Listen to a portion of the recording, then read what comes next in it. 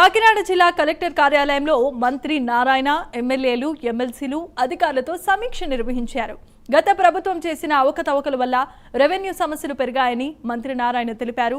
ప్రభుత్వం దృష్టికి వస్తున్న సమస్యల్లో 80% రెవెన్యూ సమస్యలు ఉంటున్నాయని చెప్పారు. ఇక గత ప్రభుత్వం అప్పులే లేకుండా చెత్తను కూడా భారీగా మిగిల్చి వెళ్లిపోయిందని దుయ్యబట్టారు. వేస్ట్ టు ఎనర్జీ ప్లాంట్ల ద్వారా చెత్తను పూర్తి స్థాయిలో తొలగించేలా చర్యలు చేపట్టామని తెలిపారు. బలభద్రాపురంలో విద్యుత్ ఉత్పత్తి కేంద్రం ఏర్పాటు విషయంపై స్థానిక ఎమ్మెల్యేతో మాట్లాడినట్లు మంత్రి నారాయణ చెప్పారు.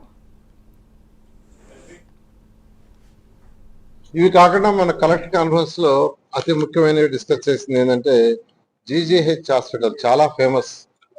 ఒకప్పుడు కాకినాడ హాస్పిటల్ అంటే ఈ కోస్టల్ ఏరియాలో that is one of the best medical college. అక్కడ బిల్డింగ్స్ అన్ని డ్యామేజ్ అయినాయి.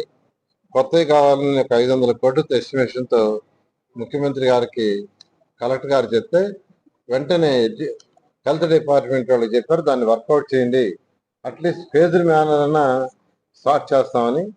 అదేవిధంగా ఏలేరు పీసీబీ ఈ యొక్క బ్రాంచ్ కెనాల్స్ మీద ప్రాబ్లమ్స్ కూడా వర్కౌట్ చేయమని ఇరిగేషన్ డిపార్ట్మెంట్ వాళ్ళు చెప్పారు. అదేవిధంగా సీవాల్ ఏదైతే ఉందో, ఎక్కడైతే 4 కిలోమీటర్లు ఎరేడిషన్ జరుగుతుందో అది కేంద్రానికి పంపించడం 323 కోట్లతో, దాన్ని కూడా ఫాలో అప్ చేస్తున్నాం. అది కూడా రాగానే దాని వర్క్ కూడా యాక్చువల్గా స్టార్ట్ చేయడం జరుగుతుంది.